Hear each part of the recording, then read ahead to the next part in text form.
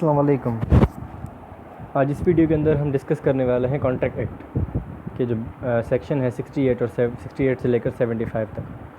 अब सेक्शन 68 जो है वो ये कहता है कि भाई अगर कोई बंदा कॉन्ट्रैक्ट करने के काबिल नहीं है और वो अपनी ज़िंदगी की ज़रूरत को पूरा नहीं कर सकता, फॉर एग्ज़ाम्पल वो बच्चा है या वो पागल है या किसी वजह से वो अपनी ज़िंदगी की ज़रूरतों को पूरा नहीं कर सकता, तो यहाँ पर क्या होता है कि एक बंदा उसके लिए वो ज़िंदगी की अशिया को फ़राहम करेगा उसको और उसकी ज़िंदगी की ज़रूरतों को पूरी कर सकता है वहाँ पर।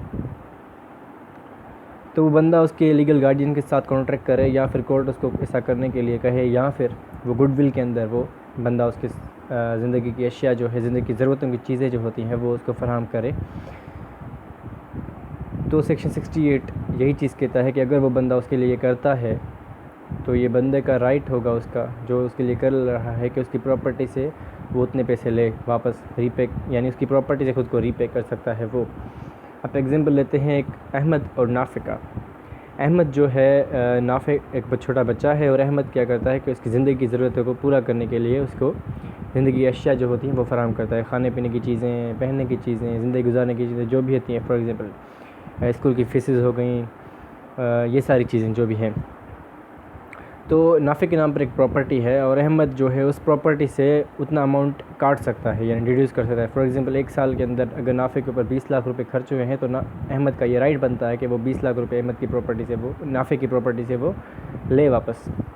तो सेक्शन 68 सिर्फ यही चीज़ कहता है कि एक बंदा जो कॉन्ट्रैक्ट करने के काबिल नहीं है और अपनी ज़िंदगी की ज़रूरतों को पूरा नहीं कर सकता, तो वहाँ पर दूसरा बंदा उसकी ज़िंदगी की ज़रूरतों को पूरा करेगा और उसकी प्रॉपर्टी या उसकी कोई सिक्योरिटी से वो अपनी जो पैसे उसके ऊपर खर्च किए हैं उसने वो वापस ले सकता है। सेक्शन 68 यही कहता है। अब आते हैं सेक्शन 79 के ऊपर, reimbursement of person paying money due in another in payment of which he is interested. कि एक ऐसा कॉन्ट्रैक्ट हुआ है, एक ऐसी अमाउंट है, एक ऐसी पैसे हैं या एक ऐसी वैल्यू है जिसमें एक बंदा डायरेक्टली इंटरेस्टेड है कि अगर वो अमाउंट पे ना की गई तो वो बंदा डायरेक्टली इफ़ेक्टेड होगा उस पेमेंट पे ना करने की वजह से। तो अगर वो बंदा ख़ुद पे करता है उस पेमेंट को, तो जिसके लिए वो पेमेंट पे कर रहा है तो उस बंदे से वो पेमेंट वापस रिकवर कर सकता है। हम एग्जांपल के साथ समझ सकते हैं इसको कि अहमद और नाफे के एग्जांपल को फिर से हम दोहराते हैं कि अहमद है ने नाफे से प्रॉपर्टी लीज़ पे ली है और जो नाफे की प्रॉपर्टी थी उसके ऊपर 20 साल से रेवेन्यू है, यानी गवर्नमेंट चार्जेस हैं उसके ऊपर। एग्जांपल ले रहे हैं हम जस्ट कि उसके ऊपर 20 साल से रेवेन्यू चार्ज है और नाफे ने वो पे ही नहीं किया रेवेन्यू, यानी जो गवर्नमेंट के चार्जेस थे उस प्रॉपर्टी के ऊपर वो नाफे ने पे ही नहीं किए। अब अहमद को ये डर लगा है कि भाई अगर ये प्रॉपर्टी कल को अटैच कर देती है गवर्नमेंट या ऑक्शन कर देती है, सेल कर देती है, तो मेरा जो इंटरेस्ट है वो ख़त्म हो जाएगा और मे भी मेरे इंटरेस्ट को नुकसान हो जाए। तो अहमद क्या करता है, उस रेवेन्यू को पे करता है। नाफे की प्रॉपर्टी पे जो रेवेन्यू है वो अहमद उसको पे करता है। जो पेमेंट अहमद ने पे की है नाफे की प्रॉपर्टी की जो रेवेन्यू था, तो वो उतनी ही अमाउंट नाफे से वापस ले सकता है। मतलब फॉर एग्जांपल कि 20 साल का रेवेन्यू 10 लाख रुपए था, तो अहमद जो है वो नाफे से 10 लाख रुपए वापस ले सकता है। सेक्शन 79 यही कहता है। सेक्शन 70 आता है, मैंने गलती से सेक्शन 79 कर दिया, इसमें सेक्शन 70 है। तो सेक्शन 70 कहता है obligation of person enjoying benefit of non gratuitous. अब इसके अंदर क्या चीज़ है कि भाई एक बंदा कानून के दायरे के अंदर रहते हुए किसी बंदे के लिए कुछ करता है, ठीक है, या फिर कोई चीज़ को डिलीवर करता है इस इंटेंशन से नहीं कि भाई कि मैं इसको ये चीज़, इस सोच से नहीं कि मैं इसको ये चीज़ दे रहा हूँ या ये चीज़ मैं इसके लिए कर रहा हूँ तो बदले में ये मुझे पैसे देगा या बदले में ये भी मुझे कोई बेनिफिट देगा, ठीक है ना, इस सोच से नहीं। मतलब एक फ्री विल के अंदर, गुडविल के अंदर वो बंदा उसके लिए कुछ करता है। तो अगर वो बंदा जो पहले वाला बंदा था जो किसी दूसरे के लिए कुछ कर रहा था, तो उसकी चीज़ को अगर उससे कोई बेनिफिट लेता है, तो अगर कल को उस बेनिफिट के दौरान कुछ डैमेज हो जाता है तो वो पेमेंट उसको वापस देनी होगी उस बंदे को। हम इसको भी एग्जाम्पल के साथ समझते हैं। अहमद अपनी चीज़ कोई भूल जाता है नाफे के घर पे वो अहमद कोई चीज़ अपनी भूल जाता है। अब नाफे क्या करता है, वो चीज़ उसको वापस करता है, ठीक है ना। मैंने बताया कि डिलीवरी ऑफ थिंग्स के कोई चीज़ को जो कोई वापस दे रहा है इस बंदे को, तो ये तो गुडविल हो गई, ठीक है ना। अब नाफे ये डिमांड नहीं कर सकता कि भाई मैंने तुम्हें चीज़ अपनी वापस कर दिया तो मुझे पेमेंट दो इस चीज़ के बदले, ये डिमांड नहीं कर सकता वो नाफे। फर्स्ट थिंग ये। सेकंड थिंग कि कोई बंदा किसी के लिए लीगली तौर पे कुछ करता है, फॉर एग्ज़ाम्पल अगर कोई बंदा किसी के घर को आग लगने से बचाता है, ठीक है ना, फॉर एग्ज़ाम्पल या किसी के घर में आग लग गई और वो बुझा देता है, तो वो उससे पैसे की डिमांड नहीं कर सकता कि भाई मैंने आपके घर की आग बुझाई है, मुझे पैसे दो।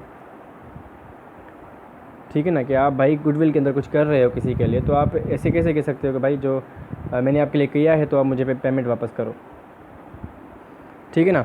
तो इसके अंदर ये थर्ड थिंग जो है वो है बेनिफिट। अगर वो उससे बेनिफिट लेता है उसकी किसी चीज़ से, फॉर एग्ज़ाम्पल नाफ़े की चीज़ थी और अहमद की चीज़ थी, नाफ़े के घर पे भूल गया, नाफ़े ने उस चीज़ से बेनिफिट लिया, उसको एंजॉय किया, लेकिन उसको एंजॉय करते हुए वो चीज़ डैमेज हो गई या वो अब इस्तेमाल करने काबिल नहीं रही, तो नाफ़े जो है वो कंपनसेट करेगा किसको? अहमद को।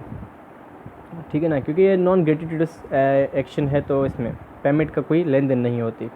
तो सेक्शन 70 ये कहता है। बात है सेक्शन 71 के ऊपर, रिस्पॉन्सिबिलिटी फाइंडर ऑफ गुड्स। अब इसमें यह है कि भाई जो चीज़ कोई ढूंढता है तो उसकी रिस्पॉन्सिबिलिटी बिल्कुल बेली जैसी होगी। बेली कौन है? सेक्शन 148 कॉन्ट्रैक्ट एक्ट का जो है, इसके अंदर बेलर और बेली एक टर्म है।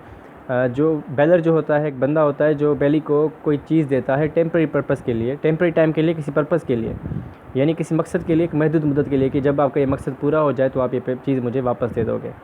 ठीक है जी। तो बेली उस चीज़ की बिल्कुल केयर करता है, बिल्कुल उसका ख्याल रखता है उस चीज़ का जैसे उसकी अपनी हो। तो यहाँ पर भी वही सेम केस है कि बेली उस चीज़ की ख्याल करेगा, उस चीज़ को डैमेज नहीं करने देगा। अगर 10-15 साल के बाद वो बंदा आता है तो फिर बेली रिस्पॉन्सिबल नहीं होगी कि भाई 15 साल तक आपकी चीज़ में संभाल के रखूँ। तो सेक्शन 71 यही कहता है। सेक्शन 72 कहता है liability of a person to whom money is paid or thing delivered by mistake uncertain under coercion.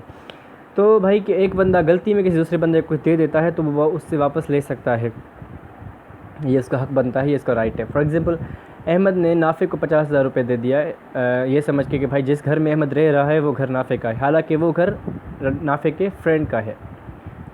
तो अहमद ने मिस्टेकली गलती से नाफ़े को 50,000 रुपये दे दिए थे। अब नाफ़े का ये हक लाइबिलिटी है, लाइबिल है नाफ़े के वो पेमेंट जो है उसको वापस करे अहमद को, या फिर अहमद का ये राइट बनता है कि नाफ़े से वो पैसे वापस ले। और सेम चीज़ कोरेशन के अंदर थ्रेट और प्रेशर आता है। तो ये सेक्शन 72 था। उसके बाद सेक्शन 73 कंपनसेशन फॉर लॉस और damage cause by breach of contract. यहाँ पर है कि भाई अगर कोई बंदा कॉन्ट्रैक्ट तोड़ता है तो वो उस पार्टी को पेमेंट करेगा जिसका नुकसान हुआ है कॉन्ट्रैक्ट तोड़ने की वजह से, या जिसने कॉन्ट्रैक्ट पहले नहीं तोड़ा। ठीक है ना। फॉर एग्जांपल अहमद ने नाफ़े के साथ कॉन्ट्रैक्ट किया और अहमद जी कॉन्ट्रैक्ट तोड़ा है, तो वो नाफ़े को कंपनसेट करेगा जितना नाफ़े का नुकसान हुआ है। First condition. सेकंड कंडीशन भाई दो केस आते हैं, एक तो कॉन्ट्रैक्ट जानबूझ के तोड़ा जाता है, दूसरा कॉमन वे के हिसाब से कॉन्ट्रैक्ट तोड़ता है। जानबूझ के कैसे कि भाई मुझे कॉन्ट्रैक्ट परफॉर्म ही नहीं करना, मैंने कॉन्ट्रैक्ट तोड़ दिया, ये तो इंटेंशनली हो गया। ठीक है ना। अब भाई कॉमन वे किस तरह से हो सकता है? वो इस तरह से कि भाई अहमद ने नाफ़े के बोला कि मुझे 100 टन गंदम चाहिए और मुझे कल सुबह 10 बजे तक चाहिए। तो अहमद ने बोला नाफ़े को कि आप आज ही भेज दो ताकि कल सुबह मुझे मिल जाए। तो नाफ़े ने बोला ठीक है कोई मसला नहीं है, मैं आपको कल जल्दी भेज दूँगा, आपको 10 बजे तक मिल जाएगी। अहमद कहता है ओके डन। लेकिन नाफ़े क्या करता है कि वो उसके जहन से बात निकल जाती है और वह उसको गंदम नहीं भेजता, और वहाँ पर अहमद ने कॉन्ट्रैक्ट कर रखे हैं और ऑर्डर ले रखे हैं, तो वहाँ पर क्या होता है कि अहमद का नुकसान हो जाता है। तो ये भी एक ब्रीच ऑफ कॉन्ट्रैक्ट की कंडीशन है। ठीक है। इसमें सिर्फ सू वहाँ होगा जहाँ पर पार्टी में सेटलमेंट नहीं होती। अगर पार्टी एग्री हो जाती हैं कि कोई मसला नहीं है भाई, हो गया तो कोई मसला नहीं है, हम आगे फर्दर कॉन्ट्रैक्ट को चलाएंगे, तो सू नहीं होगा। लेकिन अदर इन केस अगर पार्टी कहती है कि भाई मैं मज़ीद कॉन्ट्रैक्ट नहीं चलाऊंगा, आपने कॉन्ट्रैक्ट तोड़ दिया, मुझे नुकसान हो गया, आप मुझे कंपनसेट करो, बात ख़त्म, तो ये चीज़ होती है। उसके बाद इसके अंदर एक और हेडिंग है, वो है compensation for failure to discharge obligation resembling those created by contract, कि एक ऐसी कंडीशन जो कॉन्ट्रैक्ट के अंदर तो मेंशन है लेकिन उनसे मिलती जुलती कंडीशन को आप तोड़ देते हो, तो भी हम समझेंगे कि ब्रीच ऑफ कॉन्ट्रैक्ट हुआ है। एग्जांपल लेते हैं। एग्जांपल इस तरह से लेते हैं कि अहमद ने नाफ़े को बोला कि मुझे शिप चाहिए, मुझे अपना गुड जो है वो दुबई भेजना है, ट्रांसपोर्ट करना है, यानी यहाँ से एक्सपोर्ट करना है। तो अब कॉन्ट्रैक्ट के अंदर तो लिख दिया कि भाई मुझे शिप देगा ये बंदा, ठीक है, फ़िलहाल डेट को। अब अहमद ने तो ये सोच रखा है कि भाई मैं शिप हायर कर रहा हूँ तो शिप बिल्कुल खाली आएगी, सिर्फ मेरे गुड के लिए होगी, तो वो शिप खाली आएगी। लेकिन जब शिप पहुँचती है उस डेट के ऊपर तो वो आधी फुल होती है किसी दूसरे के बंदे के सामान से, किसी दूसरे बंदे के गुड्स से वो आधी फुल होती है। तो ये भी क्या हो सकता है कि ये ब्रीच ऑफ कॉन्ट्रैक्ट हो सकता है, इन केस के रिजेबलिंग कंडीशंस हैं। सेक्शन 74 उसके बाद आता है compensation for breach of contract where penalty stipulation for. अब इस कंडीशन के अंदर क्या होता है कि आप एक मतलब ऑलरेडी आप क्या करते हो कि एक अमाउंट डिसाइड कर लेते हो कि भाई अगर आपने मेरा कॉन्ट्रैक्ट ब्रीच किया या आपने कॉन्ट्रैक्ट तोड़ा तो इतनी अमाउंट आप मुझे जुर्माने के तौर पे दोगे। एक एग्जांपल लेते हैं, ठीक है जी। एग्जांपल इस तरह से ले सकते हैं कि भाई एक बंदे ने किसी फ़िल्म मेकिंग कंपनी से कॉन्ट्रैक्ट किया है 5 साल का, तो वहाँ कॉन्ट्रैक्ट में मेंशन किया गया कि अगले 5 साल तक आप किसी दूसरी कंपनी को ज्वाइन नहीं करोगे। अगर आपने ज्वाइन किया तो हम इसे ब्रीच ऑफ कॉन्ट्रैक्ट समझेंगे और आप हमें 1 करोड़ रुपये जुर्माना दोगे। तो ये क्या कर दिया हमने, मेंशन कर दिया उस कॉन्ट्रैक्ट के अंदर। तो जो मेंशन अमाउंट है वो बंदा वो ले सकता है, उससे मज़ीद नहीं ले सकता। सेक्शन 74 यही कहता है।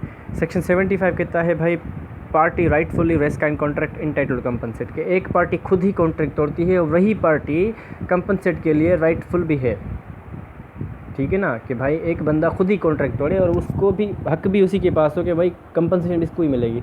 वो किस तरह से होगा कि हम एग्जांपल ले सकते हैं किस तरह से।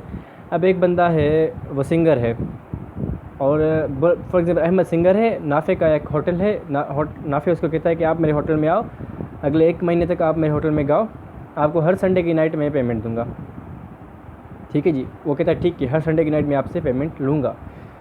अब क्या होता है कि वो 3 संडे जाता है, उसको पेमेंट मिलती है, लेकिन चौथे संडे जब वो जाता है और गाता है तो नाफे क्या कहता है, खुद ब खुद कहीं चला जाता है, मतलब इंटेंशनली कहीं जानबूझ के चला जाता है कि मुझे पैसे ना देने पड़े। तो अहमद क्या करता है कि उस कॉन्ट्रैक्ट को तोड़ देता है।